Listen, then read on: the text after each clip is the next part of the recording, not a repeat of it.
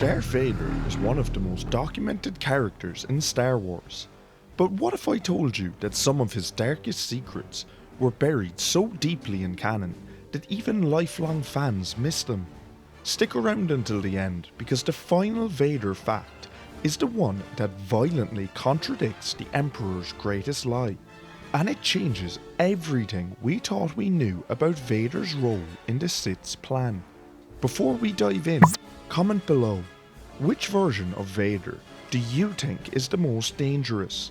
Nightfall Vader, Empire era Vader, or World Between Worlds Vader? Our first fact is one of the most shocking in all of Vader's Marvel comic lore. This cyborg who built Vader, then tried to replace him. Most fans know that Vader's suit was constructed by Imperial medical teams, but far fewer know the truth behind Cylo, the cybernetic scientist who worked directly on Vader's reconstruction and secretly believed he could engineer someone better. Cylo wasn't just a scientist, he was a walking technological abomination. He had achieved a form of self-engineered immortality by transferring his consciousness into a new genetically modified cyborg bodies whenever the old one died. So when Vader failed to protect the Death Star, Palpatine turned to Cylo with a horrifying task: build new apprentices, ones who could replace Vader. Cylo created Morit Astarte, cybernetically enhanced twins designed to surpass Vader in combat. When Vader discovered them, he stormed Kylo's base and tore through an army of engineered soldiers to confront them. Yet Sidious watched from afar and made the chilling decision to keep them alive. Not because he cared, but because he saw value in having weapons to keep Vader in check. But if Cylo dared to replace Vader physically, what happens when Vader's own mind becomes the battleground? The moment Vader killed Anakin to become stronger. Few stories cut as deeply as what happened in this Vader comic. After Cylo paralysed Vader using a hidden failsafe implanted in the suit, the Sith Lord fell into a deep trance and found himself reliving Mustafar. Only this time, Obi-Wan didn't walk away. He hurled Anakin straight into the lava. From the molten fire rose a fully formed Darth Vader, pure Sith, unrestricted and hungry for vengeance. He struck down Obi-Wan. Then he faced something far more dangerous: Anakin Skywalker himself. The two duelled in a symbolic battle, representing Vader's true internal conflict.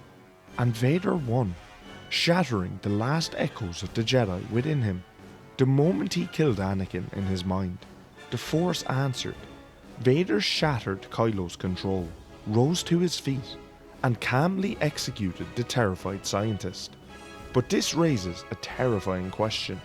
If Vader was powerful enough to destroy the memory of Anakin to break free, what forbidden power was he still capable of, yet terrified to use?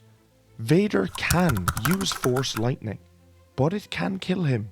This fact is often argued about, but canon confirms it clearly. Vader can use Force lightning. He simply risks killing himself every time he does.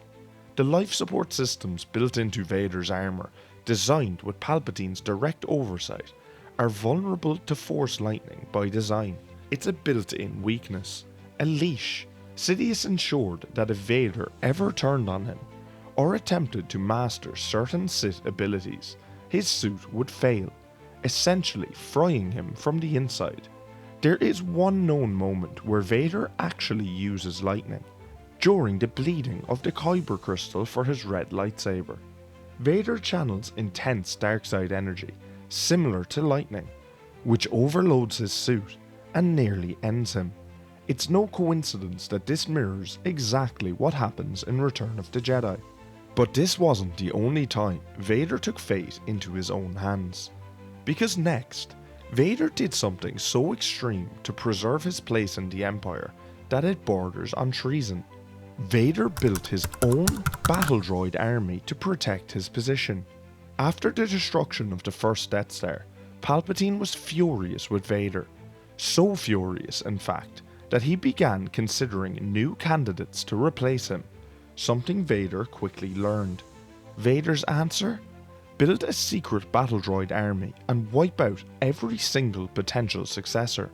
In the Marvel comics, Vader wages an entire shadow war across the galaxy, hunting down and eliminating every rival set before him by the Emperor.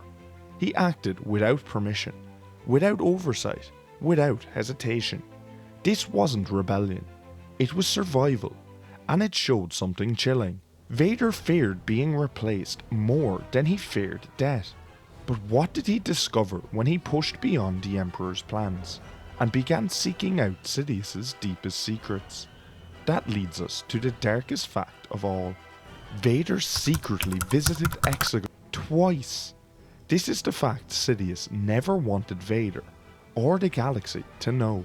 After the Emperor's brutal test on Mustafar, Vader began searching for hidden Sith knowledge. His journey led him to a Sith wayfinder, and with Ochi of Bestoon as his unwilling guide, Vader travelled to the world of Exegol.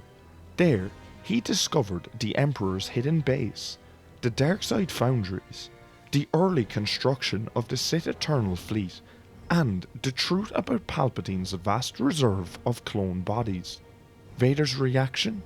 He tried to challenge Sidious, to understand the extent of the Emperor's power, and possibly surpass him. Later, between Empire Strikes Back and Return of the Jedi, Vader returned during a covert Imperial uprising. He battled the Emperor's mutated clone guards, and saw firsthand that Sidious was preparing for a future without him. Everything Vader had built, everything he believed, was part of a far larger plan he was never meant to understand. Which brings us to the final payoff of the opening hook. Vader was never the Emperor's true successor. He was a placeholder, a tool, an expendable enforcer in a centuries-old Sith resurrection plan centered on Exegol, and Vader discovered it too late. These 5 facts don't just make Vader more terrifying, they make him more tragic. If you want more deep dive videos like this, make sure to subscribe.